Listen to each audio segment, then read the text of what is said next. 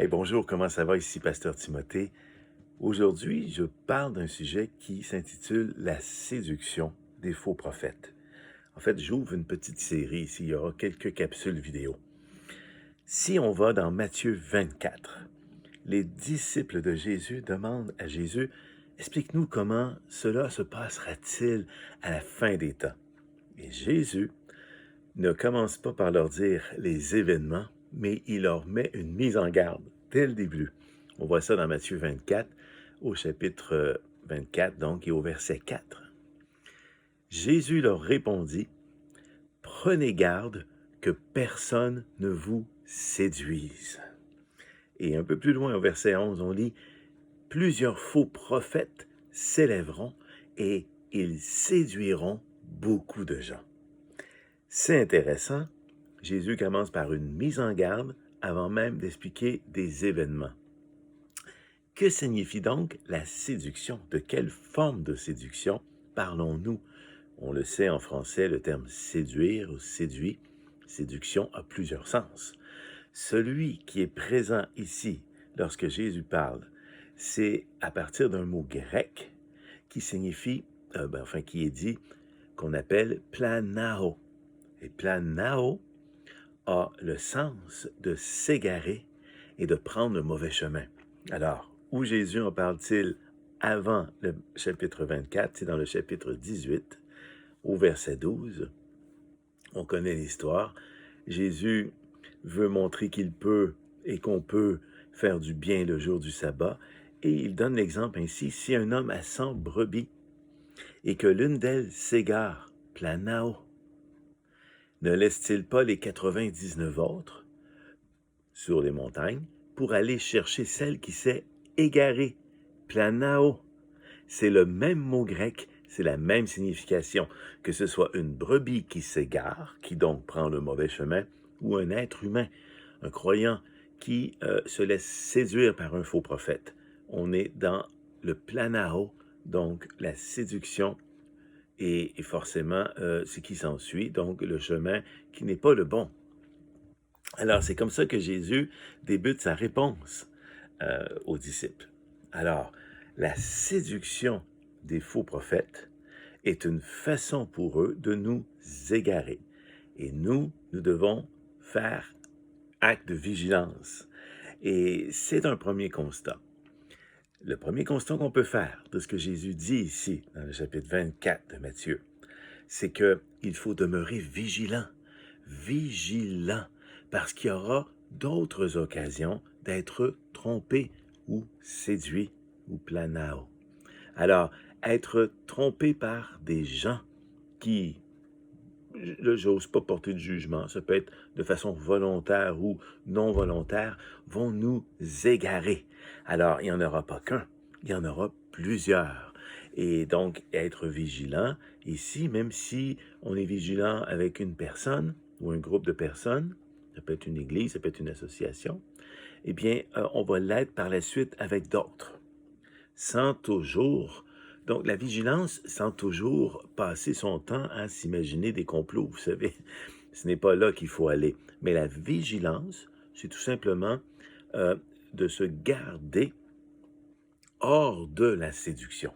Et nous verrons dans d'autres capsules de façon concrète comment on peut y arriver. Alors, premier constat, on demeure vigilant. Et le deuxième constat qu'on peut faire, c'est une déduction, n'est-ce pas? C'est qu'on a une part de responsabilité. Ici, Jésus ne dit pas « priez », il dit « soyez ». Soyez, donc c'est le verbe être, n'est-ce pas? On est vigilant parce qu'on peut l'être. Alors, c'est à nous de nous renseigner. On ne doit pas se laisser séduire, s'égarer, et parce que Jésus nous demande de prendre garde.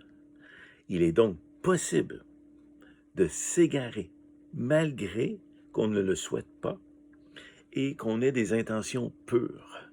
Oui, c'est possible. On peut être un croyant en Dieu sincère et suivre le mauvais chemin. Soit parce qu'on se séduit soi-même. On y reviendra dans d'autres capsules. Il est possible aussi de se séduire soi-même dans une interprétation qui nous mène dans d'autres voies que ceux que Dieu a pour nous. Et donc le bonheur, la paix, la justice, la joie, l'amour, la fraternité, ces choses-là, le don de soi, la maîtrise de soi et tous les fruits de l'esprit. Et ça peut être aussi une séduction parce qu'on ne prend pas garde. On est donc responsable en partie de se laisser séduire par d'autres, des groupes ou d'autres individus. Euh, Au début, on est partiellement responsable puisque, on le verra aussi, mais forcément qu'on est séduit par des choses qui nous attirent. C'est toujours comme cela que ça fonctionne, que ce soit même en finance. Une personne peut vouloir faire de l'argent facile au début, être avide, aimer l'argent, et elle va se laisser séduire par quelqu'un qui le lui promet, donc un faux prophète financier. C'est pas rare qu'on le voit, on le voit aussi en amour. Certaines personnes aiment se faire dire des choses d'une certaine façon, savent qu'elles se laissent manipuler, prend plaisir à cela, et là, oh, la séduction mauvaise opère. Alors, ici, pour les faux prophètes, pour ceux qui veulent édifier nos vies, Jésus nous demande d'être vigilants parce qu'ils vont chercher, ces faux prophètes-là, à nous séduire pour nous mener dans des chemins autres que ceux que Jésus a pour nous.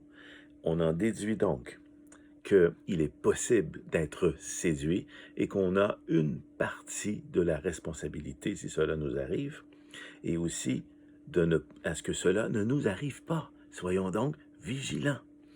Dans le Nouveau Testament, le prophète est celui qui annonce ce que Dieu lui révèle par l'Esprit Saint, bien entendu.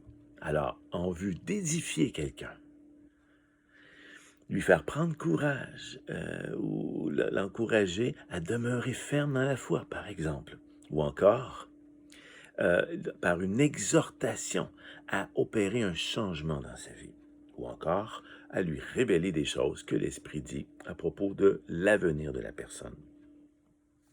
Et non pas comme un devin ou une diseuse de bonne aventure, mais un avenir radieux que Dieu lui prépare. Alors, le prophète du Nouveau Testament s'oriente souvent dans ces trois axes. Ce n'est pas le sens que lui donne Jésus, cependant, dans Matthieu chapitre 24. Jésus parle plutôt du prophète comme celui de l'Ancien Testament. On voit que dans l'Ancien Testament, un prophète, c'est une personne qui annonce ce que Dieu lui demande. C'est un ordre de Dieu et le prophète doit le faire. Mais lorsqu'il le fait, on voit aussi que ça s'articule autour de trois axes.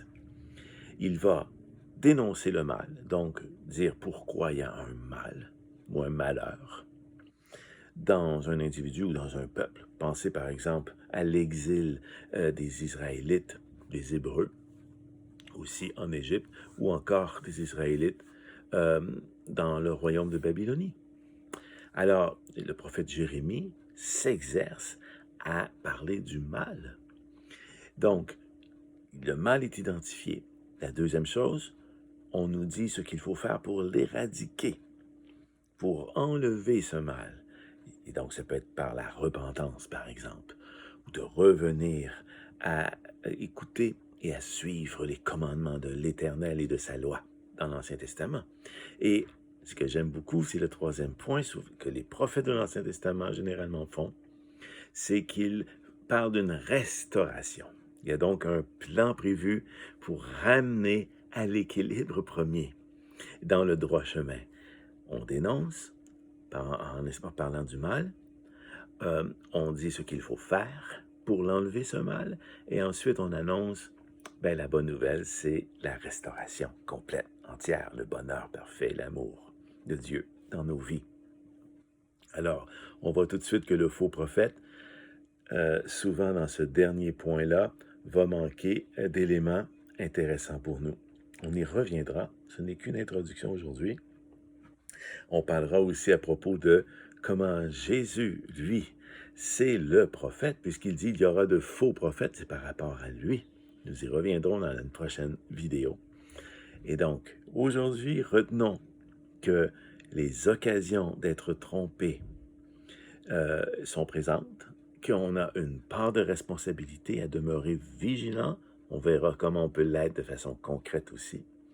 Et que la séduction opère de façon toujours à vouloir satisfaire des désirs qui sont déjà en nous, mais que nous devons pas accepter pour choisir le bon chemin et de demeurer là où Dieu veut qu'on soit. Parce que parfois, c'est peut-être un chemin qui apparaît moins agréable, mais on verra que c'est celui qui est en bout de piste, arrivé plus tard, des mois plus tard, des années plus tard, et celui qui va nous satisfaire le mieux. Et donc, je vous laisse là-dessus. À très bientôt pour une prochaine capsule sur les faux prophètes et aussi les vrais prophètes, bien entendu. Merci, bonne journée. Je vous aime.